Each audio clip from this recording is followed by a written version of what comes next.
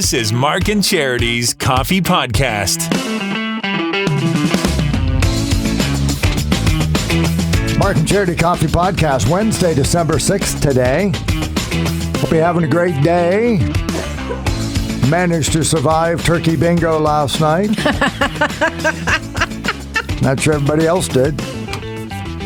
First of all, there were men there. I forgot about it. It seems so long ago. We were talking about this already this morning.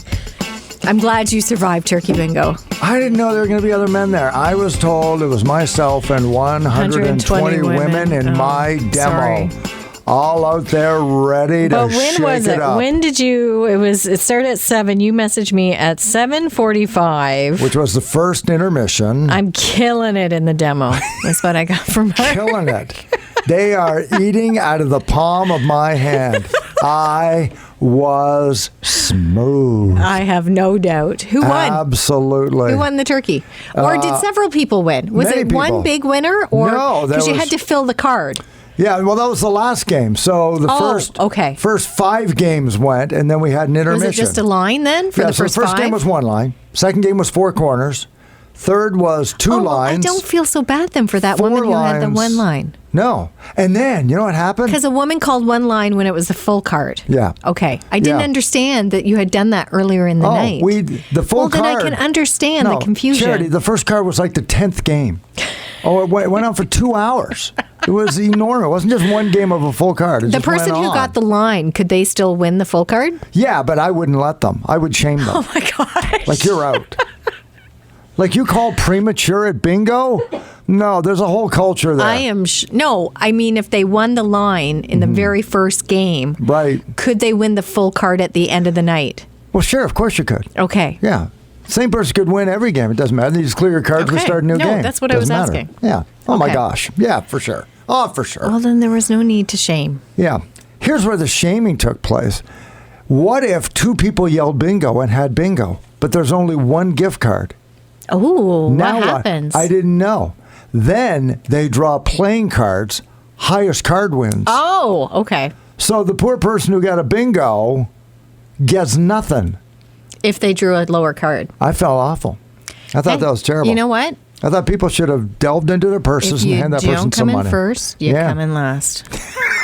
I don't think that's it. But you don't win. That's the Christmas sharing attitude we're going for. Hey. Yeah, sure. It is what it is. Sure. It's all chance. Yeah. That was the spirit in the room last night. I'm sure it was. Really was. But a huge thanks to the Bay of Quinte Yacht Club, who flew their doors open at the last minute to say, hey, come on in. The bartenders donated their time. That was They had to change venues last minute. Yep. So, the Yacht Club did step up. Everybody volunteered their time. And it's such a great venue. It is. I remember going to Christmas parties there years ago, and it's just it's nice. Perfect. Yeah. Conveniently located right downtown on the water. It's perfect. And as you said, you kind of forget. Yeah, because it's not on the regular, It's an island. Yeah, Victoria Park, but it's the island. It's an island. Oh, it's so good. In the harbor. It's beautiful. It is so good. So thank you all last night for that. And 1,400 people have signed up for Christmas sharing. Last year was over 1,000 for the first time ever. Yeah. And it jumped to 1,400. So there's a need. We keep saying that. People need help. We're going to have Suzanne Quinlan of Glaire's Food Bank on the podcast next week. Yeah. A few times because huge numbers. We all know it. We talked about Adopt a Child in Quinte West too. Yeah, that's right. We had Lisa on. Huge numbers. Yeah. Well, good on you. Good for you and Emily for going out last night and supporting We had a very good Christmas time. Thank you, everybody who came out and played along and ass-hatted around with me. And let Mark play. And weren't totally, horribly offended. I don't think anybody was offended. Yeah. Well, then you know what? They need to get more holiday cheer in them. Right. Yeah. You said the bar was open. There was alcoholic beverages. Yeah, but I don't think the people had enough. They could have used more. I think they could have used more. But anyway, we're going to talk about why it's so important to be alone on the holidays for a little while. And we're going to talk about why you feel meh and what you can do about it. All of that on the way on the Taylor Swift is Ruling the World podcast today, thanks to Time Magazine, and the reaction that is more of a backlash than anything. All coming up in the Mark and Charity Coffee Podcast, brought to you by Simple Desk in Trenton. Simple Desk in Trenton is your ultimate destination to streamline, market, and strengthen your business's brand. Jenny, the visionary behind Simple Desk, took her commitment to business support a step further by creating BRAZEN, an event for women who dare. After the event's sellout in 2023, get ready for an even bigger and bolder BRAZEN 2024. The full-day experiential event is packed with networking, vendor booths, exciting giveaways, delicious food, and a speakers panel of incredible female entrepreneurs sharing their inspiring stories. Don't miss out on BRAZEN 2024. Mark your calendars for May 31st. Tickets go on sale November 1st. For all the details, visit simpledesk.ca/BRAZEN, and be sure to follow BRAZEN on Instagram at BRAZEN Events 1. We had our little life hack feature this morning that talked about that meh feeling. Yes. And do you get that like every once in a while? Oh, yeah, where you just feel meh. Yeah. I wouldn't say... It's not physical, by the way. It's mental. No. It's emotional. And it's it does have a name, and you'll get into that. I don't necessarily feel I feel depressed. I just feel blah. Yeah, it's not one or the other. It's not depressed or happy. That's right. It's just kind of blah. It's in the middle. It's like, lack motivation. It's like, yesterday I felt like doing it, and today it's like, no. No, I don't. I don't necessarily feel sad or bad about it. I just don't really have the energy or really feel like doing it. And we always chalk it up to lots of other things, and it could very well be. Certainly. But the medical community has decided to give it a name. They've looked deeper into it. And apparently it's been going on for a while, and it's called PDD. And it's got big names with it. And it can last up to 2 years. Part of it is depression, though. Yeah, it is. Yeah. But it's low grade. It's almost to the point where it's in the depression family. I don't necessarily feel depressed. Right, yeah. I just feel blah. Like just... Like if you were to create the depression on a time chart or a pie chart, it would be the smallest corner of it. It exists. Maybe the beginnings of. Yeah. So we talk about the acute stages where it is debilitating and it's easier to identify. Like I say, that beginning stage, which is almost the welcome mat to it that you should probably look at, but it's just kind of a meh. Well, and I thought about sad too, because your description too was kind of like when you don't get enough serotonin, and necessarily light, like a lot of natural light, which a lot of people suffer from through the winter. And I wouldn't say I do, but I certainly feel it's affected you. Yeah, feel different during the winter because you're not getting as much sunlight and therefore you're not as active and you're not as out as much doing things, and it all kind of goes hand in hand. And I do feel more meh during the winter, than certainly the summer, because you are out and you're doing things. You take a look at people and how you feel that first day of late March or early April, where it goes a high of 2 degrees, a high of 4 degrees, and then it'll go to 13 degrees and sunny out of nowhere. Everybody just and we're comes all alive. doing cartwheels. Yeah, that's what they're talking about. We get so locked in that meh feeling, and sometimes it can last for years, that we think, no, it's normal, but it isn't. Because what are your least favorite months of the year, Mark? In order, November, February, January, December. So look at those 4 months, other than Christmas, which can lift spirits. Which is why it's not the worst month, even though it can be cold and gray. And, during those 4 months, it's cold and it's gray and dreary. February, I would say November and February probably the most. Yeah. It's just kind of meh. Because February, you've been at it for 4 or 5 months already. You're tired of it. Let's go.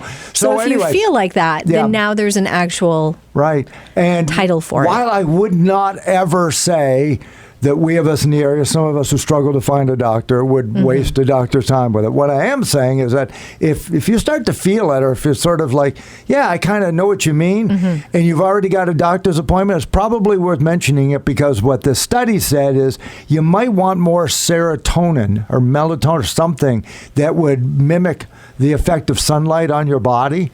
And there are medical ways of getting that'll just kind of put that back in your body and start to clear it up a little. It's not a one-stop fix for everybody. No. But it's just one of those things, and they want to help you get over that. The other thing we talked about this morning, where spending some time alone is actually really good for you. And I don't think anybody would argue that. Yeah. Here. Again, you can spend too much time alone. Yes. And this is where we're saying, you know what, this is just like the toe in the water. Like this is just a tippy-toed, like the tip of the iceberg. But occasionally, taking time and just being by yourself can be beneficial to your overall mental health. They took a bunch of people, these researchers, had them fill out a diary for 3 weeks, tracking the amount of hours they spent each day alone, without face-to-face contact or digital contact. Right. Like you're and that's key. Yeah, you're not on social media. You're not talking to anybody. You're not conversing. You're not communicating. You're not connected with anybody. And they tracked the time that you spent doing this each day, and they found that, yes, the more time you spent alone, your feelings of stress lowered significantly. Right. And it is very true. I think we all know that some people can be draining, and if you can avoid that or just step away from it for a while, you do feel better. Like you start to recognize, okay, this person's taking a lot more out of me than I need or that I can give. I need to kind of watch how much time I spend with them. So, and especially this time of year with the holidays, we're all busy already stressed out. And so taking that time by yourself to kind of regroup and re-energize and just be like, okay, just breathe. Can really go a long way with your mental health. And social media is a big part of that. How many times have you seen on social media when people say, I'm just overwhelmed, I'm going to step away for a while? Yeah, do it. Yeah. Because social media was never designed to stress us out. It was supposed to be the great communicator. Exactly. And look what's going on. And in turn it has. And it's such a time waster too, which can stress you out. You get sucked in. Yeah. You get sucked in and then you lose an hour. It's like, oh no. So yeah, taking that time away, highly recommend.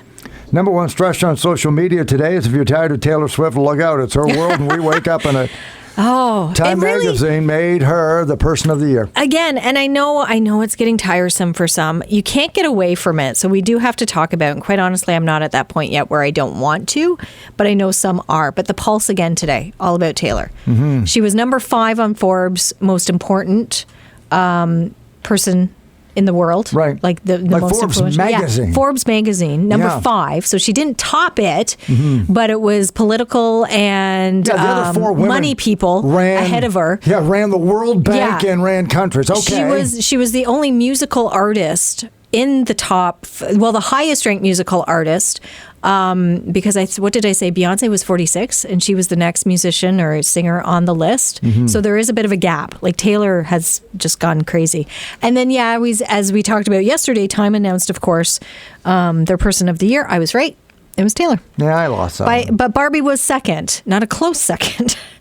But not even close. A poll was done to see who, given the 9 finalists, who people thought would be on the cover, and Taylor was 43% overall. Yeah. And she is. They did 3 separate covers, which are up on our Facebook page. You can have a look. What's interesting to me is the comments. The backlash. On our site, anyway, out of the 7 comments, and there's only 7, there is 1 positive comment about this. The rest are all like, who cares? This is ridiculous. Who voted? Blah, blah. Yeah. And I'm getting so tired of I can negativity. tell you who they vote for. This is what it's come down for. That's what nobody wants to say that. Nobody wants to talk about it. And I'm not going to say I'm going to, shove my career in the toilet over it. It's not worth that. But there are people on the right who will talk about their political and musical heroes every day ad nauseum. But as soon as anybody else does something positive that they don't like, that they perceive as not being in their camp, they crap on them. So as soon as I hear that, it's like, I don't care what you think, because I expect that from them. I know you're going to say that. I did expect the odd comment. I didn't expect the majority at this point. Now, this is early.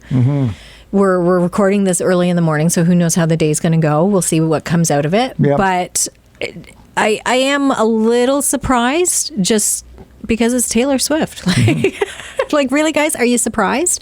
And I wouldn't say I'm a Swiftie, but I have come to appreciate what she does, how she's done it, and the success she now has. Yeah. Like, if you can't see that or see why she may be on the cover of Time magazine, which I don't think they do. Clearly they, like one person made the comment, when children choose a winner. Well, no, Yeah, exactly. See, now She's- you're old. You're, again, like I said yesterday. This isn't a child. You're the person back in the 1950s who knocked Elvis. Then you knocked the Beatles because they had long hair. Like, you have existed for 100 years in pop culture. It's now in your body. You've become that curmudgeon. So take it somewhere else. In the old days, we wouldn't hear from you if we weren't sitting in your living room talking about Elvis. But now you've got the whole world on your computer. And we have to listen to it? No, don't want to. Well, and I think they're missing the point of the person of the year.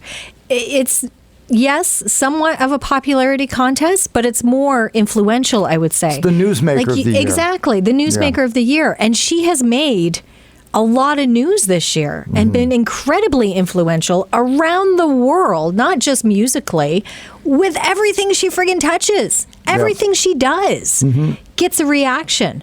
So I don't know, to generalize it or to demean it or to, like you said, to just cut it down. Oh, you gotta cut your hair. Yeah. Like, it just, Do you know who the 1939 Newsmaker of the Year was on the cover of Time magazine? 1939. Oh, yes, I do. Was Adolf it Hitler? Yeah. He was the Newsmaker of the Year. Nobody's saying, hey, we should make him Santa in the parade. No. He was the newsmaker. But now we attach value to the newsmaker. Instead of pointing out who made the most news, it seems to be an endorsement of the person, because that's the world we live in now. Or You to buy into some sort of popularity over what they're doing. You can't, observe. You now have to take a side and attach your entire identity to your side of it. Because let's see who was in the ridiculous. running here. It was a wide range of topics. I say topics because Hollywood actors strike was one of the writers, was one of the groups that was included. But Russian President Vladimir Putin made the short list. China's president made the short list. As we said yesterday, OpenAI CEO Sam Altman made the short list. Barbie was on it. Barbie made the short list. Yeah. So how is it a bad thing that Taylor made the short list and then was on the cover? How, it just... Because her success reminds them that they are not. It is, I've read the comments. Well, then I would hope... How can you argue with me on that? Somebody says, well, that's not fair. Read the comments. Yes. How would reaction change then with the others? That's my question. Would the others that were put up there, if Barbie had won, what would the reaction have been? Would Sam Altman, what would the reaction have been? Vladimir Putin, what would would people be? Because it really does take away from what she's created, what she's done this year. Yeah. So would people knock them down? Would people try to tear them down or pick them apart and say, well, who's voting for this? Are the kids voting for this? Yeah. So thankfully, she doesn't give a shit. No, she doesn't. She doesn't care at all. Because it doesn't matter. No. And I think it also doesn't matter if everybody continues to laud her and dump more praise on. It doesn't seem to go to her head. I don't Read think enough so stories where people come over and stay at her house. She's the first one up in the morning making breakfast. Nobody waits on her. She is her own person. Yeah. And so she knows what's in her own fridge. Nobody shops for her. Well, maybe they do, but she's a part of it. And she signs all of the checks. Yeah. She still buys lunch for the entire working crew who's setting up the stage at lunchtime. She's involved in everything. Yeah. That's why she's so successful and gets to keep all the money. Nobody's stealing any of her money. She's the ultimate business person. And if you can't appreciate that and be artistically genius, then what do you want? Oh, the answer is, well, because she's a woman, she's young, she's very pretty, she's very successful, and I don't like that. Okay. And before anybody says, well, Mark, that's what you like, I didn't say I like her. I didn't say I own any of her stuff. But it doesn't mean that if I don't own her stuff, I can't look at that and say, what a tremendous success. I don't consider myself a Swiftie, but I appreciate what she's done and what she's doing. And I am a little fascinated by her relationship with Travis Kelce. Yeah, I just am a little fan bit. of that. You're more obsessed with Travis than Jason. Kylie. I am more obsessed with Jason than But it just makes me happy. Yeah. The whole story just makes me happy. But kudos to her. Time Magazine's Person of the Year. is And Taylor then Swift. I'm sure there are a few other things that are going to come out. We'll find out. She made This a is couple only of the people. beginning of the end of the year list, Yeah, so I'm sure all there'll be of them. more. Special mention, though, to Messi. Lionel Messi? He was the athlete of the year Okay. for Time Magazine. Yeah. Yes. So See, now special that's mention to him. interesting. Yeah. Okay. Shohei Ohtani didn't do it in baseball. No. What else? Tom Brady retiring. Again. No. LeBron James. Yeah. The annual retirement of Tom Brady. LeBron outpacing everybody in the NBA for career points, minutes played. He did that last week. Nobody's played more minutes on an NBA court in their career than LeBron James now. He outlasted Not Kareem the athlete of the Abdul-Jabbar. year. But Lionel Messi, that's really great, though. Good for him. Yep. That's a great one. So we'll have more about that. Coming up on the show tomorrow, we'll have your Throwback Thursday and our Clash of the Christmas Classics. Again, people they're loving it. They are. Thank you so Darlene much Love. to everybody. It's funny. Apparently an unpopular opinion, but I'm surprised Darlene Love isn't getting a little more love. That being said, I'm voting for Brenda.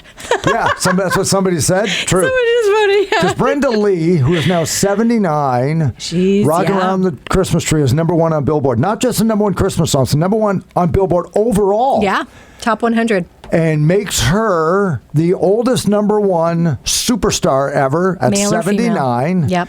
And the song is how old? 60. It's broke a lot of 80 records. years. It's also the first. She now holds the record for releasing the time it took from the time the song was released to reach number one. Yeah. So she holds that record. Decades. Exactly. She does become the oldest person. There was another record and between number ones. Mm-hmm. So her last number one, I think, was in 60, maybe? Does that sound right? I'm sorry. I bet you And- I'm sorry was her last number one hit. And now. So it's Yeah. the longest time between number ones as well. Yeah. So good. It took her a little while, but she got there. She got there. 65 Rocking Around the years. Christmas Tree takes on Baby Please Come Home and our Clash of the Christmas Classics. Come down on one side or the other. Winning songs coming up after the 8 o'clock Mm-hmm. news tomorrow morning. I have also curated one of the greatest Christmas trivia games on music ever. Charity Loves Christmas. I can't wait to I put love her through the Christmas. paces tomorrow. So is this like general trivia or just music trivia? Music trivia about Music? Christmas songs. Oh, gosh. So good. Including writing, including Oh, characters. I'm not going to be able to get these. No, you are. And what you don't get right. I don't have the stories you have. I just like the songs. Let me finish. What you don't get right will be so educational. I'm sure It will blow your mind because that's How what's many so are there? great. 10. I have 10 questions. So join us for that tomorrow morning. We're gonna have a lot of fun with that. I'm telling you, we're gonna have a lot of fun. You're stressing me out. I'm going to have to go home Swear and to sit by goodness. myself for a and bit. then as if, guys, this can't get any better. Wait, there's more. Galaxy of Games from the morning show that brought you Spell That Song comes an even better game tomorrow. And he won't tell me what it is. Never played before. This wouldn't even be dared on any other radio station. We're going to play it tomorrow morning. You're really put me through the gears tomorrow. And I bet you nobody gets it right. But the thing is, when somebody does, it will be so funny. They will laugh when they get it. You have to be able to get it. And when you get it and call in and get the my right God, answer, it's Mark, going to be you so have good. me so worried It's going to for be tomorrow. it's going to be I'm not going to be able to so much sleep fun. tonight. Oh, my but it's God. fun, No, Charity. it's not. Charity's going to be sick again like on I Monday. think I might be. I'll play it on my own tomorrow. Warm. We'll see. The feeling of sniffle. Yeah. That's right. Little Last tickle in my throat. night at Turkey Bingo, Yes. as we were getting ready, like down to the final balls for the full card. Stop saying balls. One woman please. said, "Can I come over and blow on your balls?" And I was like, "You know Stop. what? That's No. why I had to leave Stratford." It's weird. Anyway, a woman sneezed, and I said, 2 years ago we'd have stoned you. Brought down the house. Oh my gosh. There was a great crowd last night. 2 years ago we would have stoned you. It sounds like a... It's like, oh my gosh. She laughed too, and then Oh, God. And then she laughed. lady beside spit up her beer. But anyway, we had a good Everybody time. moved away from her. It's like, shame her. Mark and Charity Coffee Podcast. It's going to get even better tomorrow, everybody. I hope so. Join us on 95.5 Hits FM.